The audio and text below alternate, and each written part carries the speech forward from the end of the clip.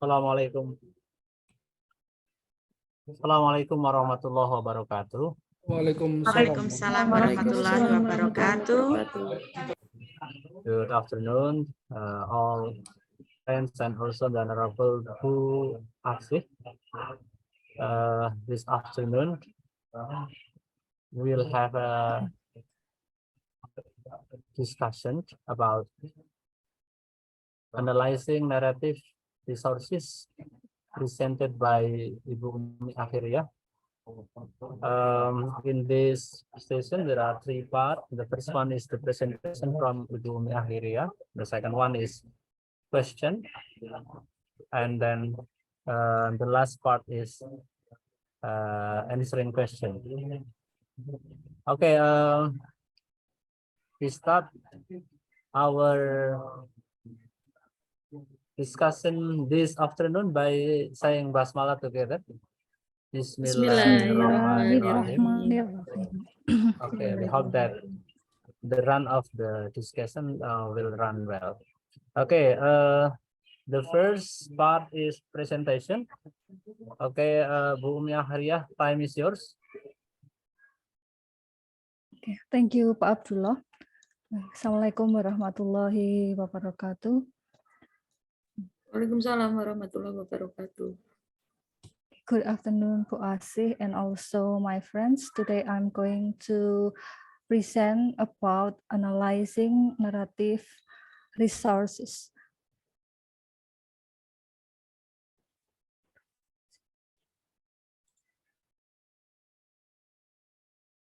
Okay, here I will talk about inside the classroom. How do stories come out in your classroom discussion? What have you learned about students from the stories they tell? What stories have you told in class and how do you think they affect students? Di sini Bapak Ibu, di dalam kelas selalu ada cerita di luar kelas, itu seperti semacam percakapan antara guru dan murid, tapi itu di luar kelas. Seperti itu, dan in analyzing narrative resources divided into three dimensions. They are the interactional dimension, the second one is the social dimension, and the third one is individual agency. And each dimension are divided into three stages. They are into truth and beyond. Jadi di sini Bapak Ibu, dalam cerita yang ada di dalam kelas itu akan dianalisis menjadi tiga dimensi. Yang pertama dimensi interaksional, yang kedua dimensi sosial, dan yang terakhir individual agency. Dan di setiap dimensi itu selalu ada tahapan into, truth, dan beyond. Into is how stories like this emerge in classroom discourse, atau bagaimana cerita itu muncul dalam wacana kelas. And while truth means how peers and teacher respond to the stories, atau bagaimana teman sebaya dan guru menanggapi cerita tersebut. Dan beyond means what follows storytelling sequences, atau apa yang mengikuti rangkaian cerita tersebut.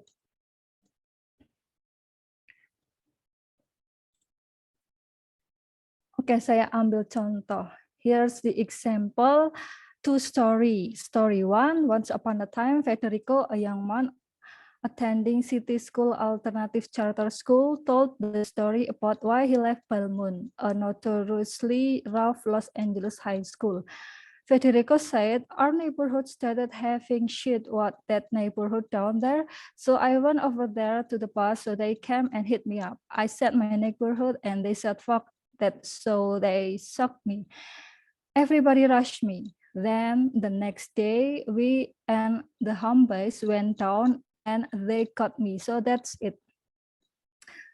So story two, another story. A 3-year-old girl named Finny hugged her teddy bear upside down and told the class her first story. Finny said that there was a bear that he standed on her head. Jadi Bapak Ibu, di sini ada dua cerita. Yang pertama anak remaja bernama Federico yang dikeluarkan dari sekolah, kemudian dia mengalami apa ya, semacam perkelahian dengan geng yang lain seperti itu. Sementara cerita yang kedua itu Vini, gadis kecil berumur 3 tahun yang pertama kali masuk sekolahnya. Dia bercerita bahwa ada bear, ada apa itu, beruang di kepalanya seperti itu. Kemudian di sini saya akan menganalisis 2 cerita ini. Nah, seperti yang saya tadi paparkan di depan bahwa ada 3 dimensi yang akan analisis gitu, akan dianalisis. Yang pertama, the interactional dimension itu terdiri dari into, truth, and beyond. Pertama kita menganalisis konteks interactional dulu, bisa di breakdown melalui beberapa tahapan. Yang pertama itu into, and the question is what question or object is this narrative a response to? Jadi pertanyaan atau objek apa yang ditanggapi oleh narasi ini. Jadi di dalam interaksi kelas itu ada beberapa pertanyaan yang memicu cerita narasi, seperti misalnya ada guru yang bertanya kepada muridnya, ceritakan tentang pesta ulang tahunmu, atau bagaimana kamu bisa, misalnya cerita Federico tadi yang dikeluarkan dari sekolah, bisa bertanya bagaimana kamu kok bisa keluar dari sekolah, atau apa yang baru saja terjadi padamu, atau mungkin bisa jadi apa kabar. Sepertinya apa kabar itu pertanyaan yang biasa aja, tapi itu bisa memicu narasi yang lebih dalam di suatu kelas seperti itu. Kemudian yang kedua itu masih into ya, what event is the narrative embedded in? Maksudnya ini acara apa yang disematkan dalam narasi tersebut. Misalnya kisah Federico tadi yang keluar dari sekolah, di mana siswa itu membangun tanggapan satu sama lain yang mengarah ke lebih banyak pertanyaan yang akhirnya menghasilkan banyak cerita. Dan maksudnya ketika Federico itu bercerita, nanti banyak teman-temannya yang akan menanggapi cerita Federico tersebut, entah bertanya, entah mungkin memberikan komentar dan sejenisnya, seperti itu.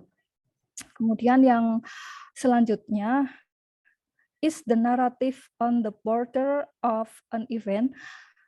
Maksudnya apakah narasi berada di perbatasan suatu peristiwa? Maksudnya saat ini narasi bisa terjadi saat pembelajaran sudah hampir selesai, atau saat anak mengemasi bukunya, atau sesaat sebelum istirahat, itu bisa memunculkan narasi dalam kelas. Bisa juga sambil menunggu bel berbunyi. Itu misalnya narasinya seperti apa pendapatmu tentang keanggotaan geng, terus seperti apa harga persahabatan, seperti apa definisi teman sejati, seperti apa definisi orang yang jujur itu, seperti apa. Jadi di sini Bapak Ibu, narasi itu bukan bagian dari kelas, tapi bagian dari kehidupan, seperti itu. Kemudian yang kedua, ini truth, seperti yang saya paparkan tadi. Truth itu terkait bagaimana teman sebaya dan guru menanggapi cerita tersebut. Yang pertama, what is the form of the narrative? Bagaimana bentuk narasinya? Narasi ini berisi ciri naratif prototipikal itu terkait dengan pengalaman, tanggapan, dan konsekuensinya. Seperti cerita Federico tadi itu berisi tentang pengalamannya, dia bermasalah, kemudian tanggapan terhadap masalah itu, dan juga konsekuensinya. Seperti itu. Kemudian yang kedua, tentang tahapan truth di sini ya. How do word choices shape the protagonist and antagonist within that form? Itu bagaimana pilihan kata membentuk protagonis dan antagonis dalam bentuk narasi tersebut.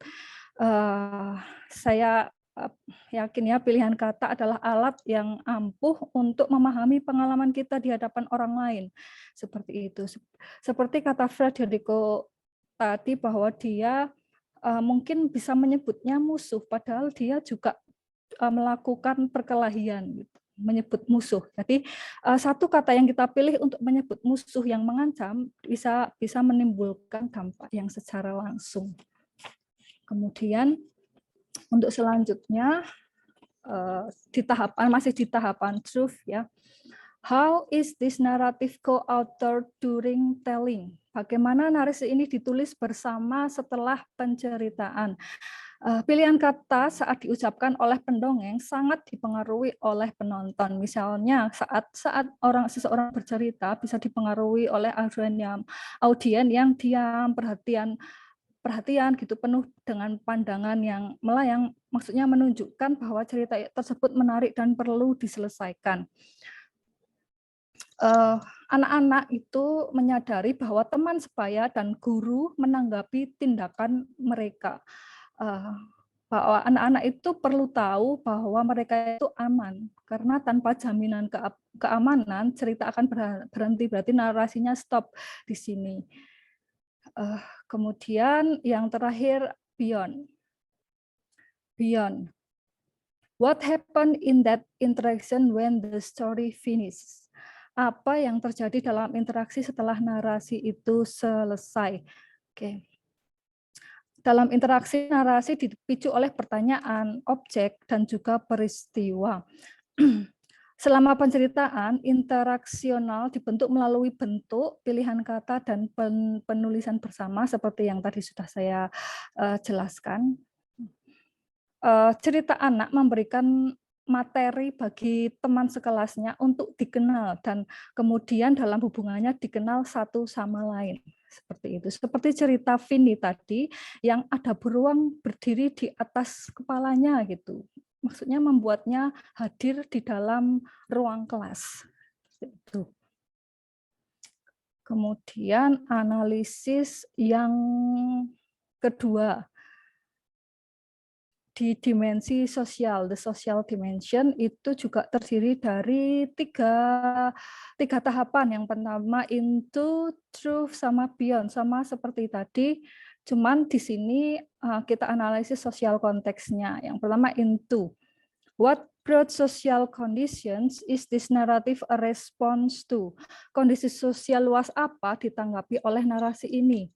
Itu misalnya dalam buku tersebut ada sekolah yang bernama Vivian Pillay menggunakan narasi bercerita sebagai dasar kurikulum prasekolahnya, karena narasi tersebut adalah cara murid-muridnya membawa pengalaman di luar kelas dan emosi yang terkait ke dalam kelasnya.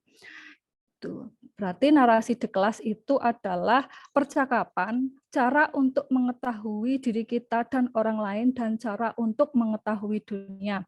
Dan peran narasi di sini itu kebutuhan untuk memahami kehidupan diri kita sendiri dan hubungan antara pengalaman kita dengan dunia dan orang-orang sekitar kita. Seperti itu. Kemudian yang selanjutnya itu truth bisa di breakdown menjadi 3 pertanyaan ini. Yang pertama, what does narrative form indicate about the broader social context? Apa yang ditunjukkan oleh bentuk naratif tentang konteks sosial yang lebih luas? Setiap orang yang datang ke sekolah itu perlu bercerita, tetapi mereka akan menceritakannya dengan cara yang berbeda. Berarti di ruang kelas itu guru hendaknya harus bisa mendengarkan semua cerita siswa-siswa kita, bukan hanya cerita yang terpilih yang sesuai dengan harapan kita, tapi juga semua cerita yang mungkin secara sosial itu sepertinya buruk, tapi harus kita dengarkan, seperti itu. Kemudian pertanyaan breakdown kedua dari truth, yaitu what does narrative word choice indicate about the broader social context? Apa yang ditunjukkan pilihan kata naratif tentang konteks sosial yang lebih luas? Misalnya ada sebuah geng di sekolah, itu pasti ada istilah kata atau pilihan kata yang tidak semua orang tahu. Itu misalnya kalau di luar negeri ada istilah roll dog, homes, dan is. Dan kita sebagai guru hendaknya memberi pertanyaan yang memancing siswa untuk apa arti dari istilah-istilah itu yang tidak semua orang itu mengerti dan hanya anggota gengnya saja yang mengerti istilah tersebut seperti itu. Kemudian yang ketiga, breakdown yang ketiga dari truth yaitu how do features of broad social context like institution co-author narrative. Jadi ini bagaimana konteks sosial ikut menulis narasi. Konteks sosial itu ikut menulis bagaimana kita menceritakan cerita kita. Kita mungkin bisa dengan cara mengangguk, terlihat kaget, atau bosan, bisa juga bingung. Di konteks sekolah, cerita perkelahian dan kesetiaan geng atau bagaimana cerita ini diceritakan pasti tidak akan disetujui di kelas. Atau cerita Vini tentang beruangnya akan disekerahkan pada anak-anak, sedang cerita yang nyata akan menjadi pembicaraan resmi di kelas. Seperti itu. Kemudian analisis yang terakhir dari sosial konteks itu tahapan beyond. What might the broader social consequences of this narration? Apa konsekuensi sosial yang lebih luas dari narasi ini?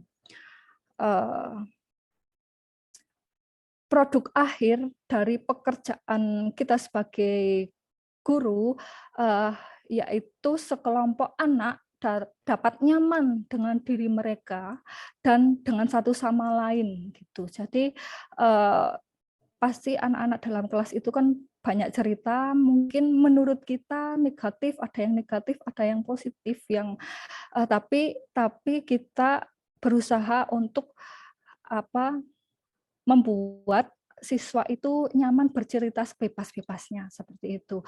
Kemudian supaya bahwa bentuk narasi itu bertujuan supaya siswa saling menghormati satu sama lain dan menjalani hari-hari di sekolahnya dengan nyaman. Ketika banyak sudut pandang berkumpul di dalam satu ruang kelas itu memang bukanlah pekerjaan yang mudah bagi seorang guru.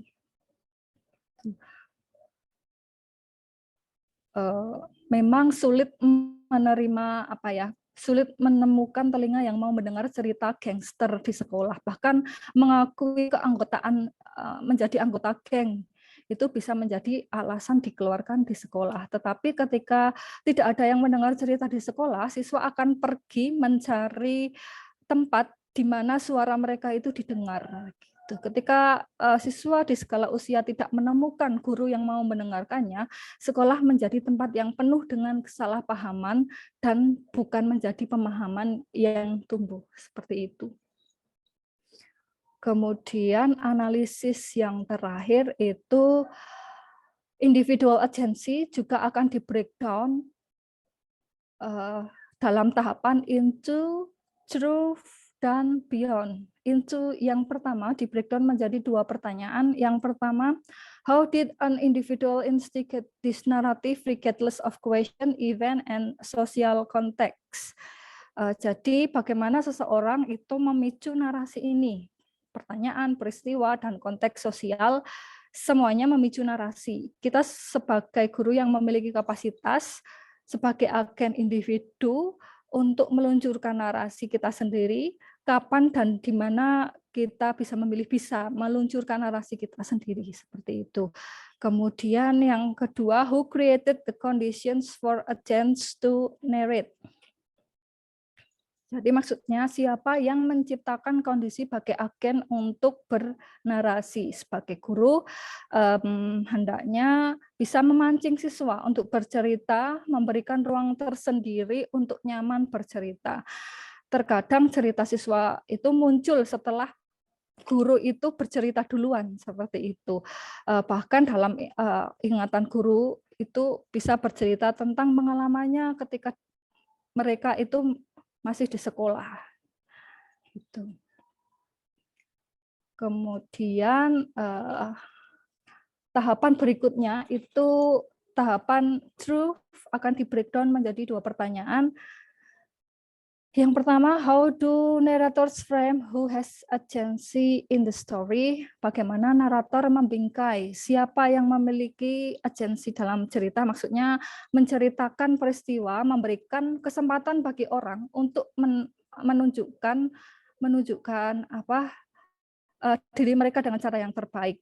Misalnya kisah Federico tadi yang dikeluarkan dari sekolah, ia membingkai dirinya sebagai teman yang setia yang membela rekan-rekannya.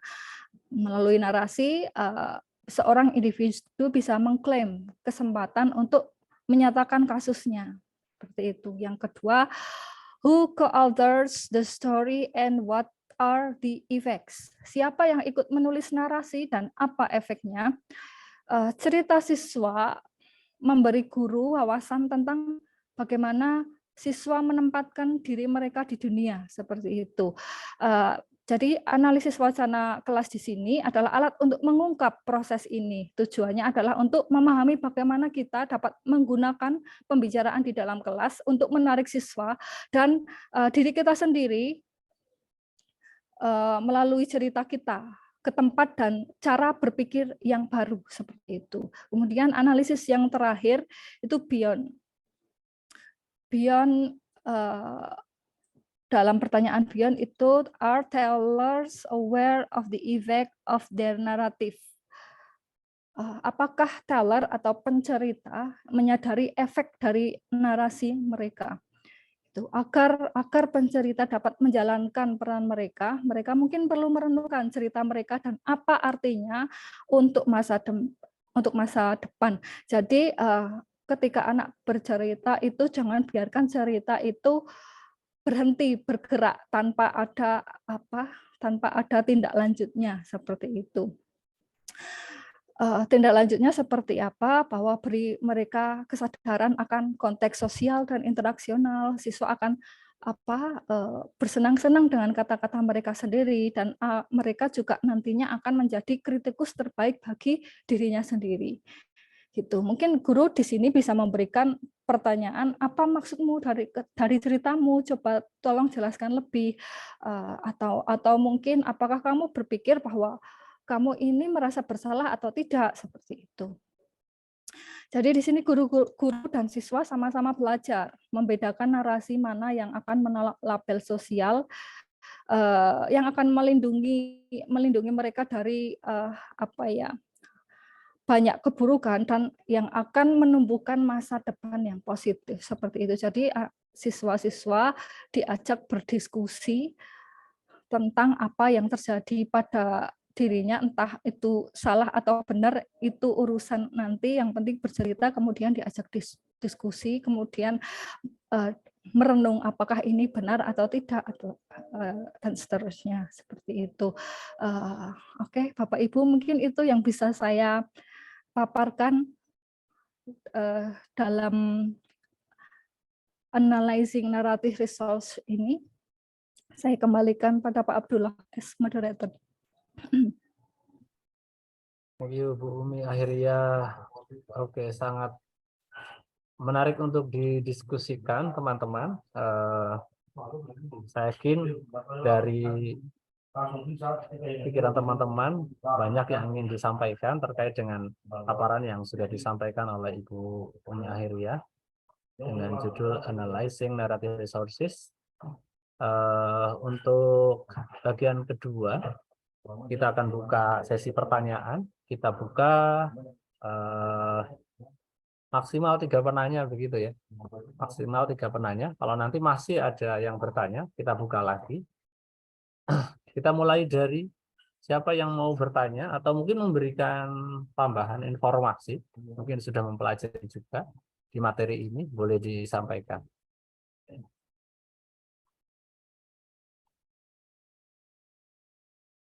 Bisa raise hand, boleh? Atau mungkin langsung diperkenankan. Oh, kita mulai dari Pak Bowo. Pak Bowo, dilanjut dengan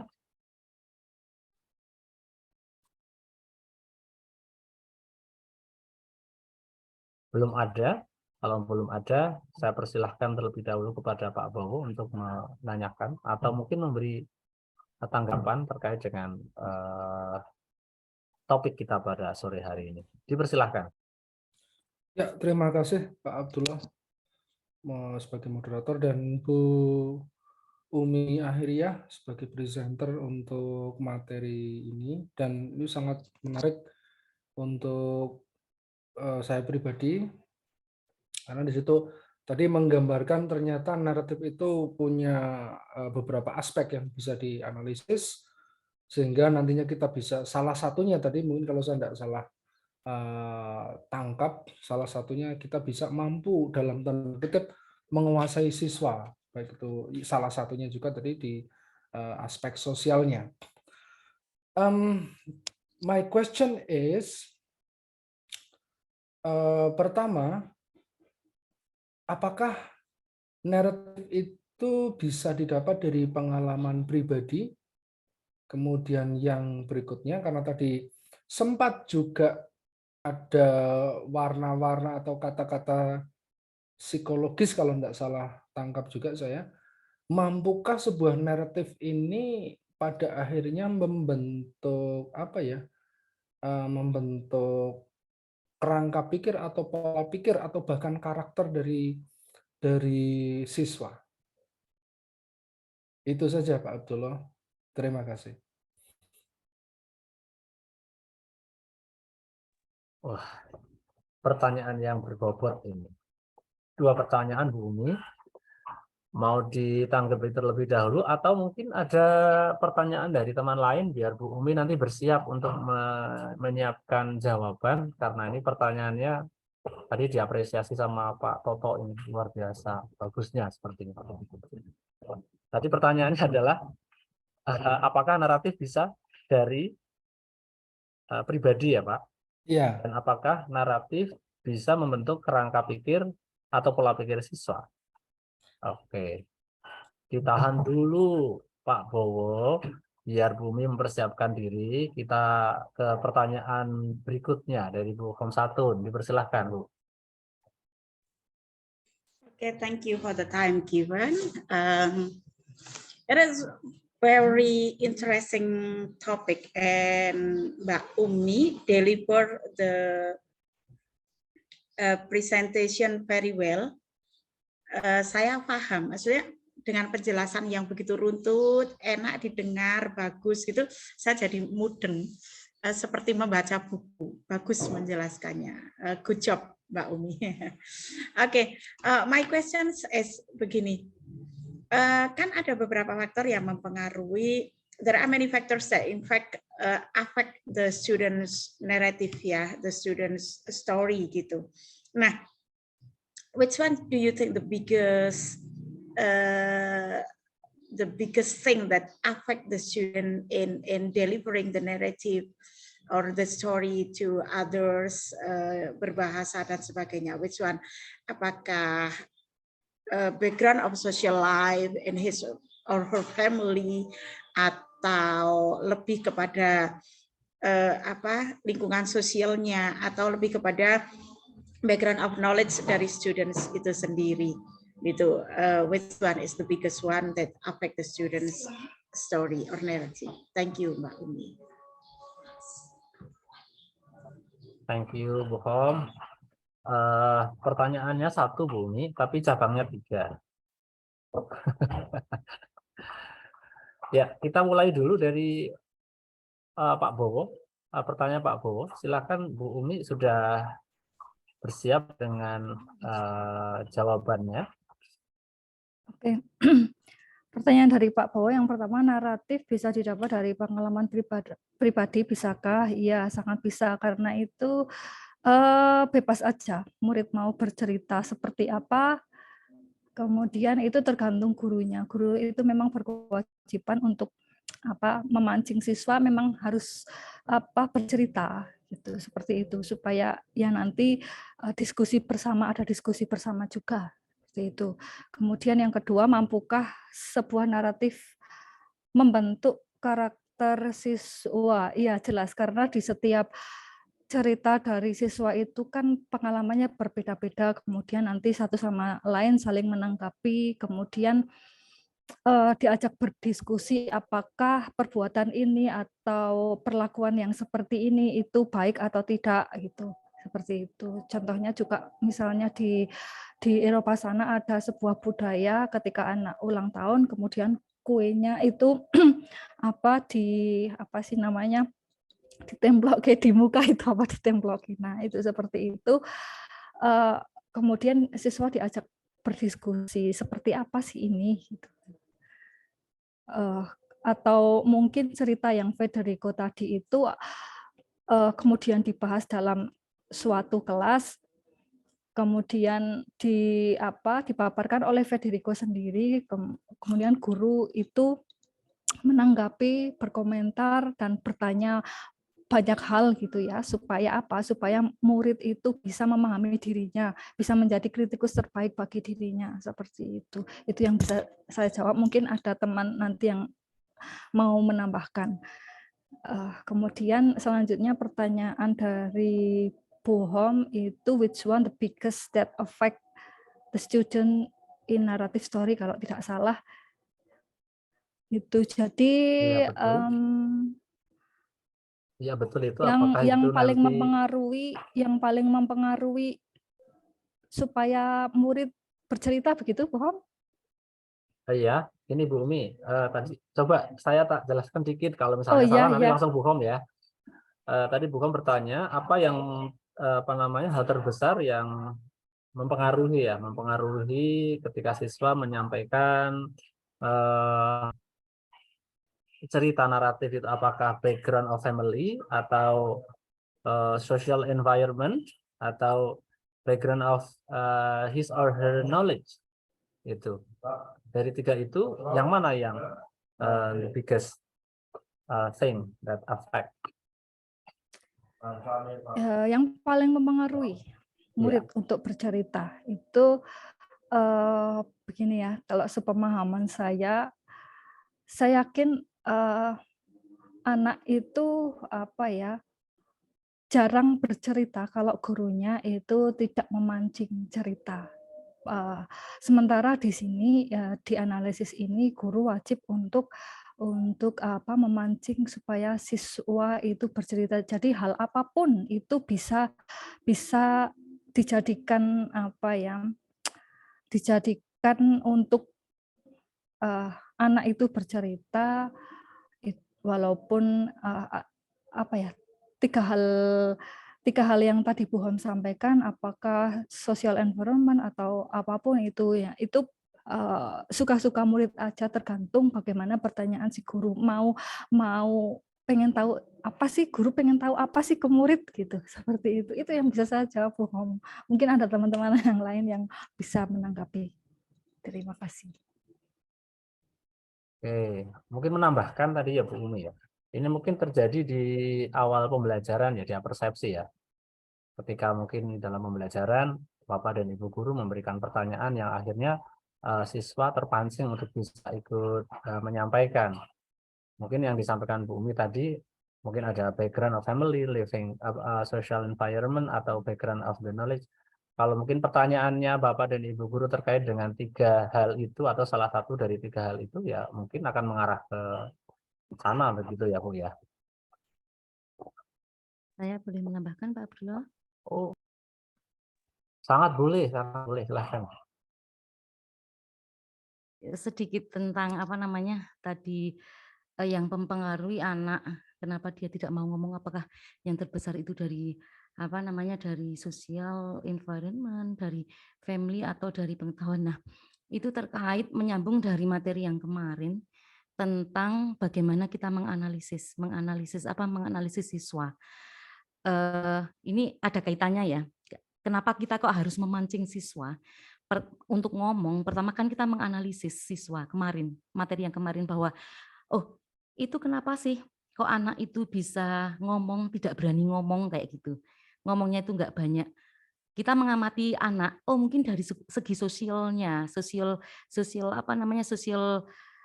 life-nya dia, misalnya di Indonesia ketika ada guru berkata, menerangkan dan sebagainya untuk bertanya atau pendidik guru itu kan kadang-kadang anak merasa apa ya, merasa tidak berani kayak gitu. Karena apa? Di Indonesia itu terkadang ketika kita mendebat guru dikatakan sesuatu yang impolite gitu, sesuatu nggak sopan. Oh, makanya dia cenderung untuk terdiam, itu seperti itu. Kemudian kalau misalnya di barat, kenapa kok sekolah-sekolah di barat, kenapa kok interaksinya itu sangat apa namanya, sangat sangat asik gitu ya. Karena ketika mendebat, "No sir," dan sebagainya, "Enggak seperti ini, enggak Pak," kayak gitu mendebat guru itu dikatakan hal yang biasa karena secara kultur apa namanya, mendebat orang tua dan sebagainya dikatakan sesuatu yang apa namanya, yang polite-polite aja gitu. Kalau di Jawa kan ketika nek onten wong tiyang sepuh ngendika, mendel dan sebagainya kayak gitulah. Jadi dari segi kultur itu sudah anak akhirnya aku nanti nggak sopan. Kemudian dari family background juga sama. Ketika di keluarga itu apa namanya, terbiasa tidak demokratis ya. Ketika kita mau ngomong sedikit sudah dimarahi, ngomong sedikit sudah dibentak, itu dan sebagainya membuat anak itu takut dimanapun dia berada, dia akan takut berbicara karena di rumah itu sudah terbiasa dia selalu di stop oleh orang tuanya ketika dia mau ngomong gitu.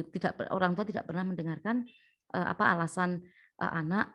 Dan yang ketiga itu tadi tentang knowledge-nya. Ketika anak apa namanya, tidak mengerti, otomatis dia tidak menjawab. Nah, dari mana? Yang terbesar itu sebenarnya apa dari itu? Itu saya rasa ketiga-tiganya sama. Kita tinggal menganalisis aja. Oh, itu anak kenapa sih nggak bisa terdiam? Oh, dia itu nggak mengerti gitu.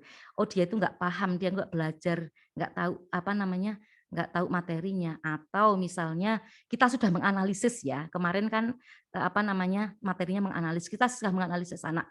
Oh, itu kenapa sih itu anak ngomong? Oh, dia itu ternyata karena secara sosial dia kok orang Jawa sama orang tua tidak boleh mendebat, tidak boleh apa ya, bukan tidak boleh ya. Dia merasa bahwa mendebat itu impolite, makanya dia terdiam. Nah, itu bagaimana guru untuk memancing?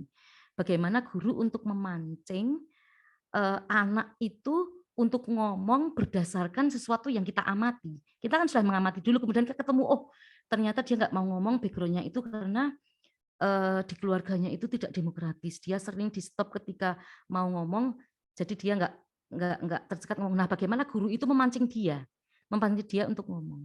Begitu mungkin. Terbesar mana faktornya? Saya rasa depend on our analysis to that student. Gitu. Thank you. Terima kasih banyak, panjang dan lebar ini. Panjang dan lebar dan sangat jelas sepertinya.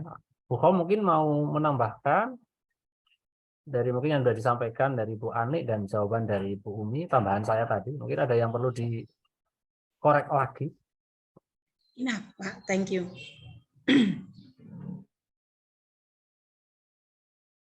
Oke, baik.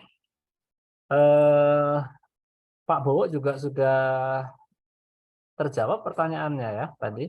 Yes, very clear. Oke, thank you. Baik. Pertanyaan satu lagi untuk menutup sesi yang pertama. Kita persilahkan Pak Ruswanto. Time is yours, Pak. Thank you Pak Abdullah, Bu Umi Akhiriyah.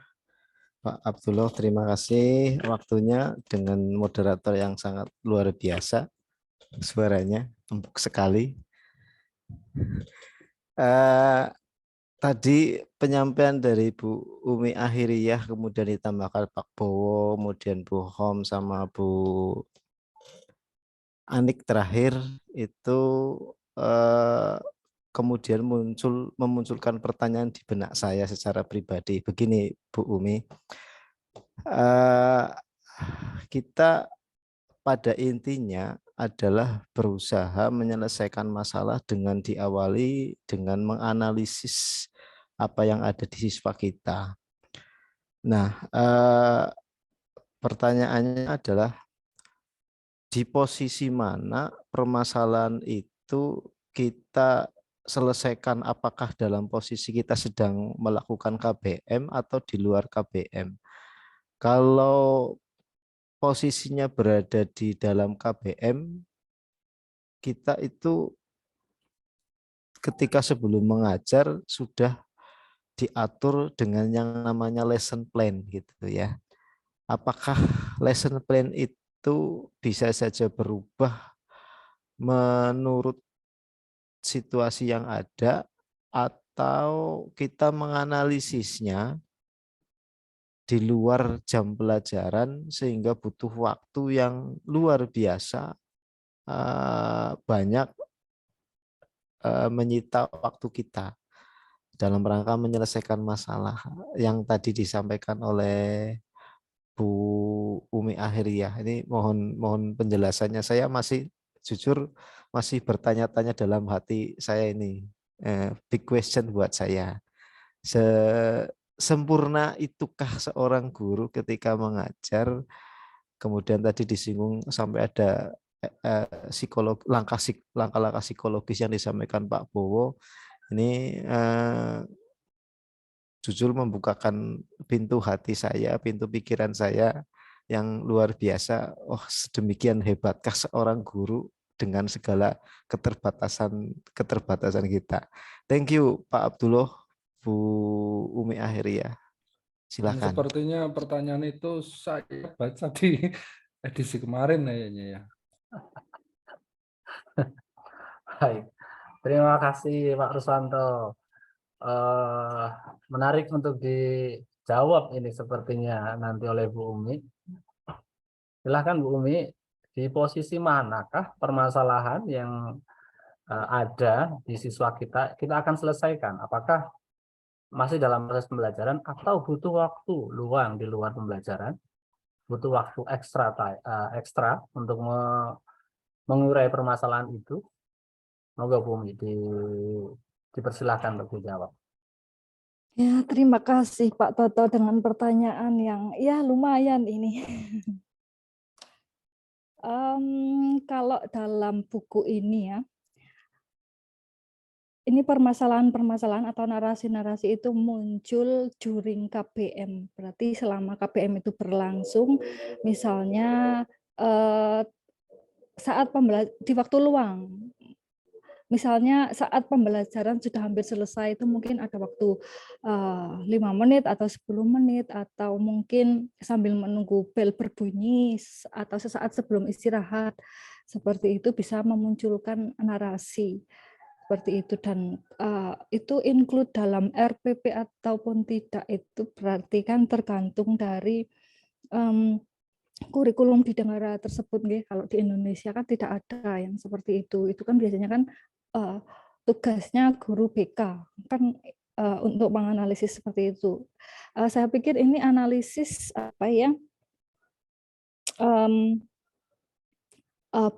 tidak berlaku di Indonesia, belum kayaknya sepanjang yang saya tahu belum pernah ada di Indonesia, karena kalau di Indonesia itu butuh waktu yang sangat banyak dan kurikulum biasanya kan terus masuk kurikulum gitu kan, seperti itu. Mungkin itu yang bisa saya jawab atau mungkin ada teman-teman yang lain yang mau menanggapi. Boleh saya menanggapi lagi malah. Boleh Bu, Time is sangat yours. boleh. Oke, harus. Oke. Tentang apakah kita pengamatan tersebut itu ketika kita berada di kelas atau tidak, itu adalah ini critical discourse analysis. Critical discourse analysis adalah kritik wacana sosial terhadap murid kita selama pembelajaran. Jadi kita menganalisis siswa, misalnya dalam pembukaan. Kita kan ada rekaman tuh dulu sebelum materi saya kalau nggak salah ya, merecord kemudian mentranskrip itu dengan Pak Bowo gitu ya. Kenapa kok kita record? Kadang-kadang kita mengajar kita record karena kita tidak bisa mengingat-ingat. Kita di sini cuma menganalisis wacana kritik tentang perilaku siswa. Itu sebenarnya tidak masuk dalam RPP, bukan RPP-nya yang kita amati, tetapi sikap dari siswa. Misalnya seperti ya yang dulu Bu Hom pernah tanyakan, ini apakah seperti psikolog? Ya, guru itu juga sebagai psikolog. Karena apa? Kita harus bisa memahami siswa. Ketika siswa itu kok diem banget, itu kenapa ya? Kan kita mengamati. Kemudian mengamatinya kapan? Mengamatinya ya kita sebenarnya saat itu juga kita bisa langsung berpikir bahwa oh ini siswa kok diem sekali, tidak harus dengan waktu khusus. untuk apa namanya, untuk melihat bahwa siswa itu diem. Tetapi untuk memecahkan permasalahan itu memang butuh waktu khusus. Misalnya kita harus ada komunikasi dengan anak tersebut gitu ya, atau dengan meneliti anak tersebut itu kenapa sih kok bisa diam, itu seperti itu. Atau karena background dari family dan sebagainya. Itu seperti itu. Kemudian apa namanya ya, Pak Abdullah kenapa tertawa? Saya jadi malu. Enggak jadi. Terus Bu, terus Bu Ani. Terus Loh, ini Raka, ada saya akunnya ada teror ini. Oh ya, saya silakan, jadi silakan tidak, dilanjut. saya Ini jadi agak- lupa. ini tidak Nah, ke Bu Umi itu ini. maksudnya seperti tidak itu, ke Bu apa Ani. namanya, menganalisis dari apa yang dilakukan siswa di kelas. Itu critical discourse analysis itu fungsinya agar kita bisa memahami siswa dan kita bisa memancing siswa untuk misalnya siswa yang pendiam untuk jadi bisa ngomong. Kenapa sih? Kadang-kadang kita sebagai guru gini, ki bocah ditakoni kok meneng bae, misalnya kayak gitu, kita jadi langsung marah. Atau misalnya ada siswa menjawab salah, langsung kita nilai jelek. Seperti itu, wah ini nilainya jelek karena apa? Kita tidak memahami siswa. Disinilah apa namanya fungsinya dari critical discourse analysis, bagaimana kita menganalisis siswa, bukan jadi dari apa yang dia omongkan, tetapi sikap dia, perilaku dia, kita bisa memahami secara konteks sosial atau konteks, apalagi kemarin ya, dari konteks sosial, kemudian konteks pribadi mereka dan sebagainya, dari konteks itu sendiri, artinya dari apa yang dia omongkan. Itu seperti itu. Terima kasih. Terima kasih Bu Ani sudah memberikan tambahan informasi yang lebih lengkap terkait dengan pertanyaan tadi oleh Pak Ruswanto. Pak Rus sudah terpuaskan dengan jawabannya atau mungkin mau menanggapi lagi karena waktunya Ya, masih cukup. terima kasih Bu Anik. Meskipun realitanya sulit di lapangan ya Bu Anik, tapi paling tidak itu bisa menjadi salah satu langkah buat kita untuk bagaimana menjembatani murid-murid yang dalam tanda kutip tadi mungkin memerlukan perhatian khusus.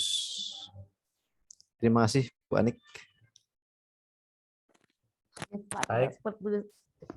Ya, terima kasih.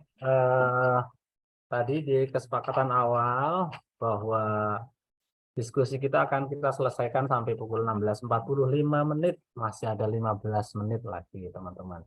Ini mau kita lanjut atau kita sudahi diskusi kita pada sore hari ini? Atau mungkin masih ada pertanyaan dari teman-teman lain yang mungkin belum. Ada Bu Pores, Bu Evi, ada Bu Umi Nadiroh. Dipersilahkan mungkin untuk masih ada 15 menit ke depan.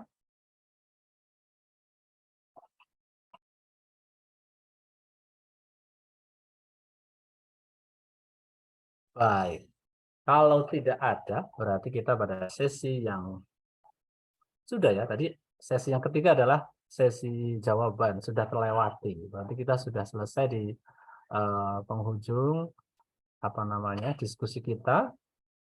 Bu Umi mungkin ada closing statement.